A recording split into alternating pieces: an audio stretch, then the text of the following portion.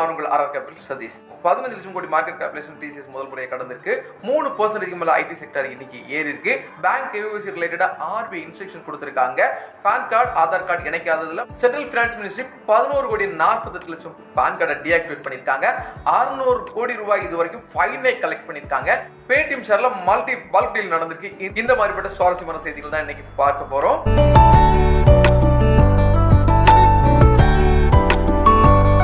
First பாத்தீங்கன்னா பேங்க்ல KYC ரிலேட்டடா ஆர்பிஐ ஒரு அலர்ட் கொடுத்துட்டாங்க. என்னன்னு பாத்தீங்கன்னா ஏற்கனவே நம்ம பேங்க் அக்கவுண்ட் ஓபன் பண்ணா கேஒய்சி வேணும். ஏற்கனவே பேங்க் அக்கவுண்ட் வச்சிருக்கிறவங்களுக்கு ரீசனா கேஒய்சி அப்டேட் பண்ணணும்னு சொல்லி ரிக்வெஸ்ட் வந்திருக்கு. எதுக்காக பாத்தீங்கன்னா பான் கார்டு வச்சிருப்பாங்க, ஆதார் கார்டு வச்சிருப்பாங்க, இந்த ரெண்டையும் இணைச்சிருக்கணும். அதே மாதிரி பேங்க் அக்கவுண்ட்ல நம்ம பான் கார்டை சீட் பண்ணிருக்கணும். அதே மாதிரி ஆதாரையும் அப்டேட் பண்ணிருக்கணும். ஒவ்வொரு பேங்குமே தனித்தனியா பல வாட்டி நமக்கு இன்ஸ்ட்ரக்ஷன் கொடுத்து இன்ஃபர்மேஷனை தந்துட்டாங்க.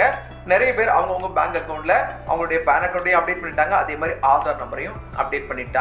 ஆனா இன்னும் நிறைய பேங்க் அக்கவுண்ட்ல இன்னும் கேஒய்சி அப்டேட் பண்ணாம இருக்காங்க. இந்த மாதிரிப்பட்டவங்களுக்காக ஸ்பெசிபிக்கா அந்தந்த பேங்க்ல இருந்து ஒரு இன்ஸ்ட்ரக்ஷன் லிங்க் கொடுக்குறாங்க.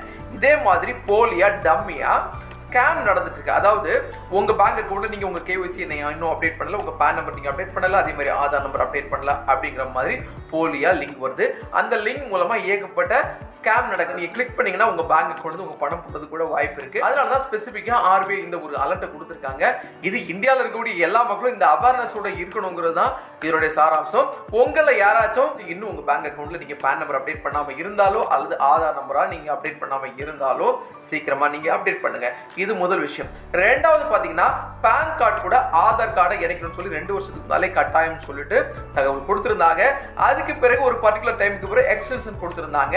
எக்ஸ்டென்ஷன் கொடுத்த டைம்ல பாத்தீங்கன்னா 500 ரூபாய் ஃபைன் கட்டி தான் நம்ம ஆதார் நம்பரோட பான் கார்டை இணைக்க முடியும்.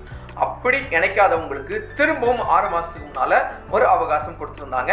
ஜூன் 30ஆம் தேதியோட அந்த அவகாசம் முடிஞ்சிச்சு. அந்த அவகாசம் கொடுத்திருந்த டைம்ல 1000 ரூபாய் ஃபைன் கட்டி நீங்க உங்க ஆதார் எண்ணோட பான் கார்டை இணைக்க முடியும். சோ இந்த அவகாசத்தையும் பயன்படுத்தாத மக்கள் இருக்காங்க இல்லையா? இருக்காங்க. 70 கோடிக்கு மேல பான் கார்டு பயன்படுத்தக்கூடியவங்கள 11 கோடி 48 லட்சம் பேர் இன்னைக்கு டேட் வரைக்கும் ஆதார் கார்டு கூட பான் கார்டை இணைக்காம இருக்கிறாங்க.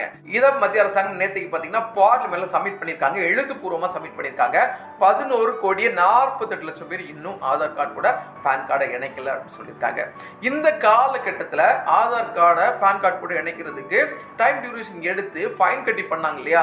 இது மூலமா மத்திய அரசாங்கம் 600 கோடி ரூபாயை கலெக்ட் பண்ணிருக்கோம் அப்படிங்கிற மாதிரி ஒரு அப்டேட் பண்ணிருக்காங்க. 600 கோடி ரூபாய் ஃபைன் கட்ட பிறகும் இன்னைக்கு டேட் வரைக்கும் இன்னும் 11 கோடி 48 லட்சம் பேர் பண்ணாம இருக்காங்க இல்லையா? இவங்க தான் இந்த மாதிரிப்பட்ட ஸ்கேமோட முதல் குறியா இருக்கும். பான் ஆதார் இணைக்கலன்னா ஃபைன் இருக்குங்கிறது ஒரு புறம். இந்த பான் ஆதார் இணைக்காம இருக்காங்க இல்லையா? இவங்க ஏற்கனவே பேங்க்ல டெபாசிட் வச்சிருப்பாங்க. அந்த டெபாசிட் இப்ப அவங்களுக்கு தேவைப்படலாம். எடுக்க போகும்போது எடுக்க முடியுமானா எடுக்க முடியாது. ஆதார் கார்டு கூட பான் கார்டு இணைக்கலன்னு சொல்லிட்டு உங்க அக்கௌண்ட்டை முடக்கி வச்சுக்கணும்னு கூட சொல்லுவாங்க.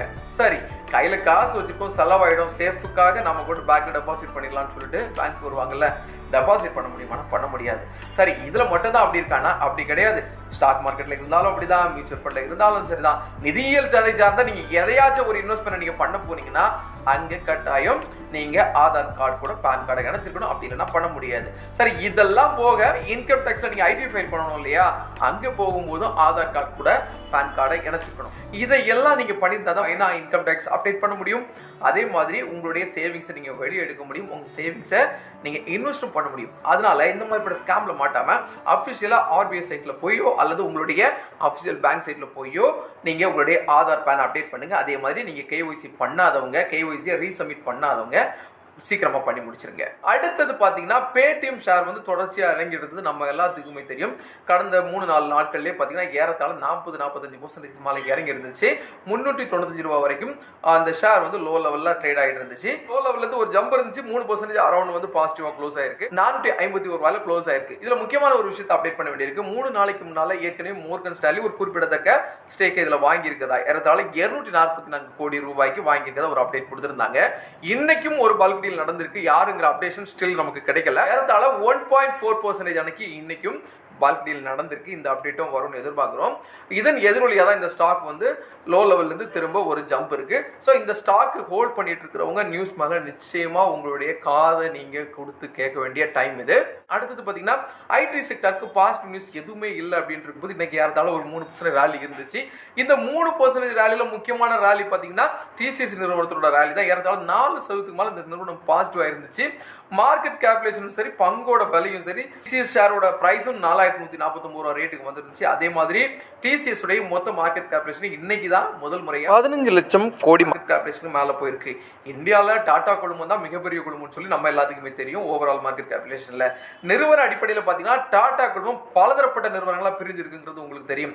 டாடா ஸ்டீல், டாடா மோட்டார்ஸ், அதே மாதிரி டிசிஎஸ், ட்ரிடன்ட் அப்படி நிறைய நிறுவனங்கள் இருக்கு அப்படிங்கிற மாதிரி உங்களுக்கு தெரியும். இந்த மாதிரிப்பட்ட நிறுவனங்கள் அடிப்படையில் முதல் நிறுவனமா ரிலையன்ஸ் தான் இருக்கிறாங்க. அடுத்து பார்த்தீங்கன்னா டிசிஎஸ் நிறுவனம் தான் இருக்கிறாங்க. இதற்கு முக்கியமான காரணம் என்னன்னு பார்த்தீங்கன்னா ஐடி செக்டர்ல ரீசெண்டா பெரிய ஆர்டர்ஸ் கிடைக்காம ரொம்பவே அவங்க தடுமாறிட்டு இருக்காங்க. ஏகப்பட்ட லே ஆஃப் இருக்குங்கிறதுலாம் உங்களுக்கு தெரியும் இல்லையா?